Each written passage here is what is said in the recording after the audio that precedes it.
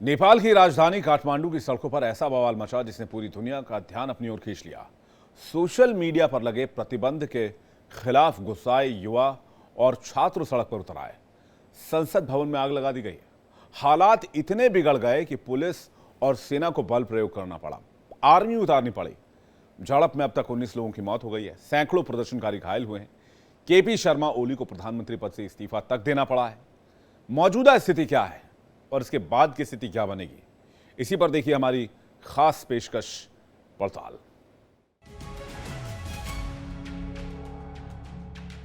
नेपाल से बड़ी खबर सामने आई। काठमांडू की सड़कों पर ऐसा बवाल मचा जिसने पूरी दुनिया का ध्यान अपनी तरफ आकर्षित कर लिया।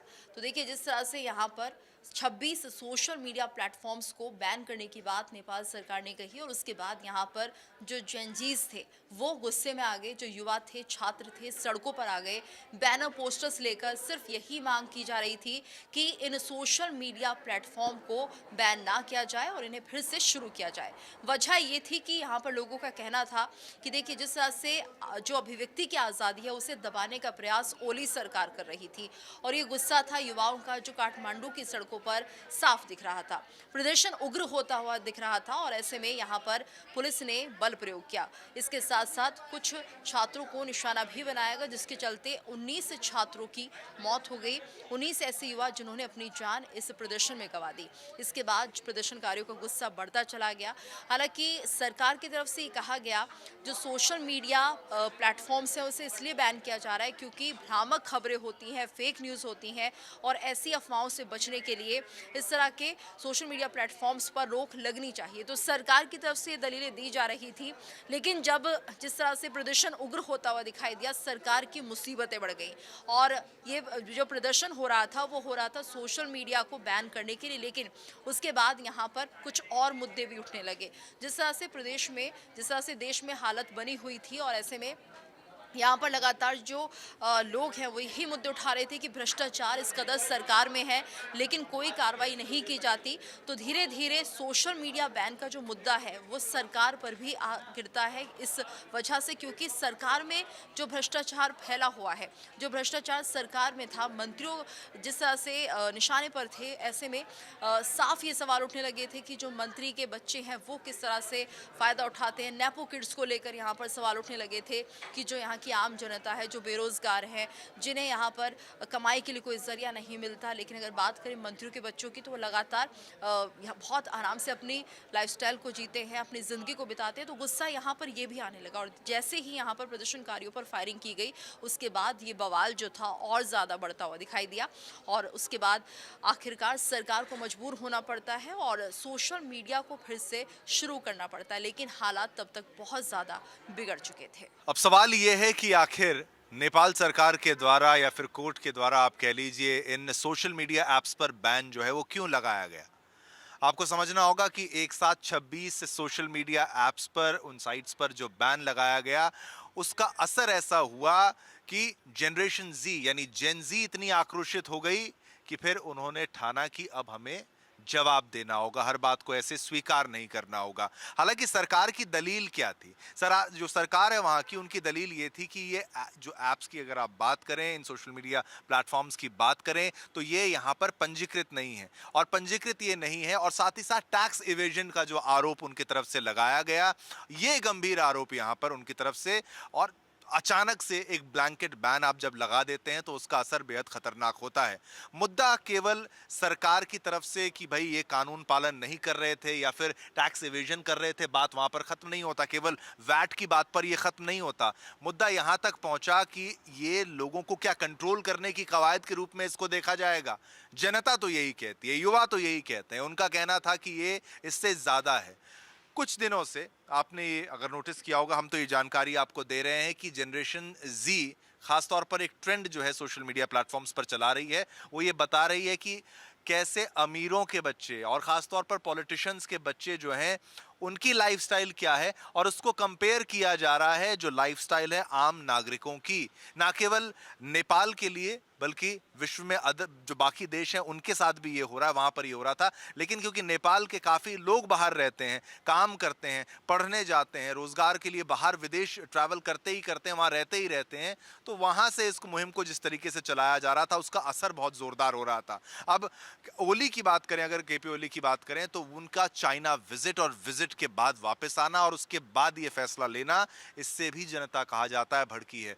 लेकिन लगातार जिस तरीके से हमने आपको पिछला आंकड़ा जो बताया था, जब तक कि 19 मौतें हो चुकी थी, 100 से ज्यादा लोग घायल हो चुके थे, सेना को उतारना पड़ा था, सरकार ने फैसला वापस भी ले लिया था और शूट एट साइट ऑर्डर तक यहां पर जो है वो दिया गया था। तो आप स्थिति समझ लीजिए, अभी भी तनाव वहां पर लगातार बना हुआ है, स्थिति नॉर्मलाइज नहीं हुई है। विपक्ष ने भी मोर्चा संभाल लिया है, उनको पता है कि सरकार को घेरने का इससे अच्छा मौका और कोई दूसरा हो नहीं सकता।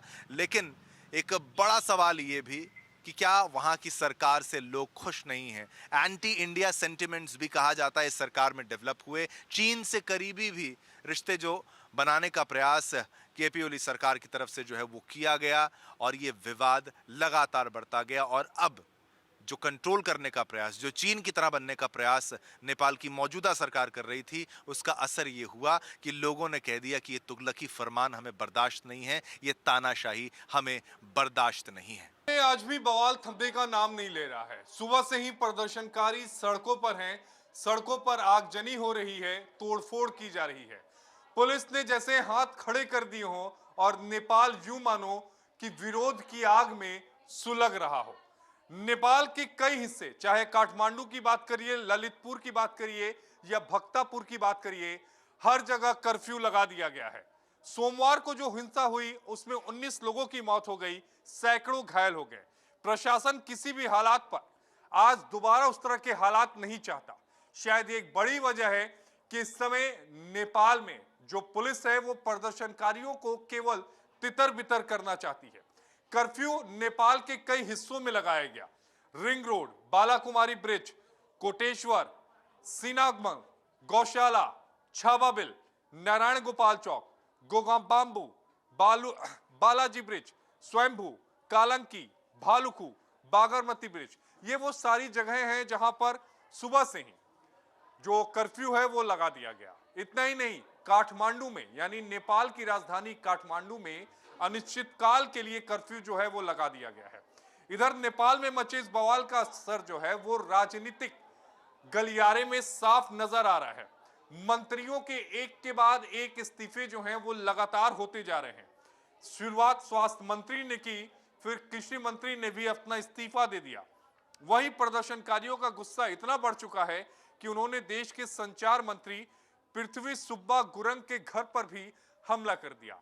लोग नाराज हैं, लोग गुस्से में हैं, लोग चाहते हैं कि नेपाल में सत्ता का परिवर्तन हो। और यही वजह है कि नेपाल की आवाम जो है वो सड़कों पर है। मुद्दा सोशल मीडिया पर जो नकेल लगाया गया था वो था, लेकिन जो आग थी वो बेरोजगारी की थी, वो महंगाई की थी, वो भ्रष्टाचार को लेकर थी। इतना ही नहीं, जो नेपोटिज्म वहां पर चरम पर है, तो उसको लेकर लगातार लोगों के मन में आक्रोश था, जो अब सड़कों पर आग के रूप में और धुएं की कालिक के रूप में फूट रहा है। नेपाल में हुए हिंसक प्रदर्शन की अगर बात करें या फिर सोशल मीडिया बैन को लेकर आक्रोश की बात करें, तो इसमें नाम सामने आ रहा है जेनजीज का। अब ये जेनजी कौन है भला? जेनजी एक वो जनरेशन है जिन्हें अब तक हम कह सकते हैं यंगेस्ट तो नहीं, लेकिन सेकंड यंगेस्ट जनरेशन जो है वो कहा जाता है। 1997 से लेकर 2000 अगर हम बात करें, यानी मतलब 1997 से लेकर 1998 की बात करें, क्योंकि अलग अलग इसकी डेफिनेशन है, इसमें कोई साइंटिफिक वो नहीं है कि जेनजी एग्जैक्टली कौन है, लेकिन कहा यह जाता है कि 1997 या 1998 के बाद जो 2012 या 2010 तक जो भी जनरेशन हुई है उसे जेनजी कहा जाता है। अब ये जो जेनजी हैं अगर बात करें, वैसे तो आजकल हर कोई सोशल मीडिया से एडिक्ट है। हमें एक पर्टिकुलर किसी भी जनरेशन से, किसी एक हम पीढ़ी से इसको जोड़कर नहीं देख सकते। आजकल तो हम कह सकते हैं कि युवा से युवा, या फिर हम कहें कि बहुत अगर एज भी कोई हो तो वो सोशल मीडिया से एडिक्टेड है। खासतौर पर अगर हम भारत जैसे देश की बात करें तो यहाँ पर हम देखते हैं कि हर एज ग्रुप जो है वो एडिक्टेड है। लेकिन नेपाल के प्रदर्शन की अगर हम बात करें, वहाँ से एक हम कह सकते हैं जो प्रदर्शन की तस्वीरें सामने आई, उसने सोशल मीडिया की इम्पोर्टेंस और साथ ही अगर हम कहें उसकी एडिक्शन के लिए एक बड़ी चीज़ जो है वो कही। यानी हम इससे पहले देखते थे बेरोजगारी को लेकर, जॉब्स को लेकर, या फिर कॉलेज के एडमिशन्स को लेकर, एजुकेशन सिस्टम को लेकर लगातार प्रदर्शन होते हुए नजर आते थे। लेकिन ये लोग सोशल मीडिया के लिए आते हैं और सोशल मीडिया के लिए कहते हैं कि भाई आपने सोशल मीडिया पर बैन कैसे लगा दिया, ये तो हमारी अभिव्यक्ति की आज़ादी है। देखिए, सोशल मीडिया को आप ऐसे समझिए, आज के समय में बहुत सारे लोग जो सेल्फ एम्प्लॉयड का हम जिक्र करते हैं, वो भी खुद यूट्यूब अपना चला रहे हैं, वहाँ से उनको अर्निंग्स हो रही हैं। बहुत सारे लोग शायद अपना जो स्क्रॉल करते होंगे, उनका एंटरटेनमेंट का जो माध्यम होगा वो सोशल मीडिया होगा। या आप इसे एक इमरजेंसी के तौर पर लीजिए। इमरजेंसी के तौर पर मैं ऐसे कर रही हूँ क्योंकि एक तरीके से इन्फॉर्मेशन वॉर है ना, कि आपने एक इन्फॉर्मेशन का एक्सेस अगर किसी को होता तो वो इन्फॉर्मेशन कोई भी हो सकती है, ज़रूरी नहीं है कि वो पॉलिटिक्स से जुड़ी है, इकोनॉमिक्स से जुड़ी है, बस एक इन्फॉर्मेशन मिल रही है उनको सोशल मीडिया के माध्यम से, उसके ऊपर आपने एक ब्लॉकेट लगा दिया। तो इस वजह से हमने देखा कि वहाँ पर बहुत सारे लोग जो हैं, वहाँ के जो सिविलियंस हैं, यहाँ के जेनजीज की बात करें, क्योंकि उस पूरे अगर प्रदर्शन की आप एक बार तस्वीर देखेंगे तो उसमें सबसे खास बात ये थी कि वहाँ पर उस प्रदर्शन में आपको कोई भी ऐसा बहुत एज ग्रुप जो है वो नज़र नहीं आएगा, वो सारे जेनजी ही आपको नजर आएंगे। यानी बहुत यंग जनरेशन के लोग जो है वो उस पूरे प्रदर्शन में नजर आए।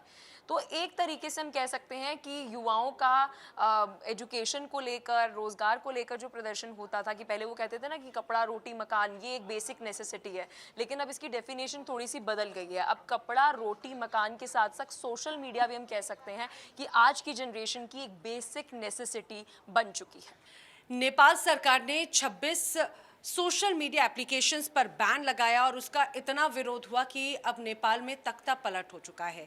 लेकिन नेपाल सरकार की तरफ से जिन एप्लीकेशंस पर बैन लगाया वो ज़्यादातर अमेरिका आधारित एप्लीकेशंस थी।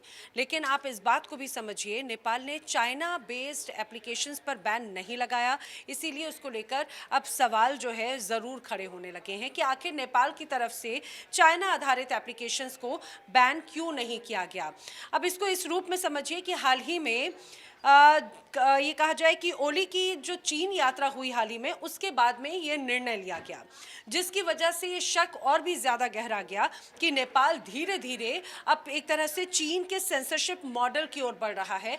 जिस तरह से चीन ने अपना ये कहा जाए सोशल मीडिया पर बहुत ज़्यादा कंट्रोल कर रखा है, वहाँ पर सिर्फ वो एप्लीकेशंस चलती हैं जो चीन चाहता है, बाकी सभी एप्लीकेशंस पर सेंसर है। तो एक तरह से देखा जाए तो नेपाल भी उसी सेंसरशिप मॉडल पर चल रहा है। और इस बात को और समझना होगा कि नेपाल का ये जो फैसला था, ये तकनीकी या फिर प्रशासनिक मुद्दा नहीं था। बार बार ये कहा जा रहा है कि नेपाल सरकार की तरफ से लिया गया ये फैसला कहीं ना कहीं चाइना की तरफ से इन्फ्लुएंस्ड था और उसे चाइना और अमेरिका के वर्चस्व की लड़ाई के तौर पर भी अब जोड़कर सीधे सीधे देखा जा रहा है। एक तरफ हम देखते हैं अमेरिका की अगर बात की जाए तो अमेरिका खुला इंटरनेट और अभिव्यक्ति की आज़ादी का समर्थक है, लेकिन चीन बहुत हद तक अपने लोगों को कंट्रोल करता है। चीन बहुत हद तक वहाँ पर टेलीविज़न पर कंट्रोल करता है। चीन बहुत हद तक अपनी एप्लीकेशंस को कंट्रोल करता है, हर चीज़ पर नियंत्रण रखता है। अब इसीलिए नेपाल का झुकाव किस ओर है, ये सवाल लगातार चर्चा का विषय बना हुआ है। लेकिन जिस तरह से ओली की तरफ से कदम उठाया गया था, इन एप्लीकेशंस जो अमेरिका बेस्ड या फिर अमेरिका बैकग्राउंड से कनेक्टेड हैं, उन पर सिर्फ सेंसरशिप लगाने को लेकर सवाल उसी दौरान उठने शुरू हो गए थे और लोगों की नाराज़गी भी नेपाल की सरकार के दौरान नज़र आई थी।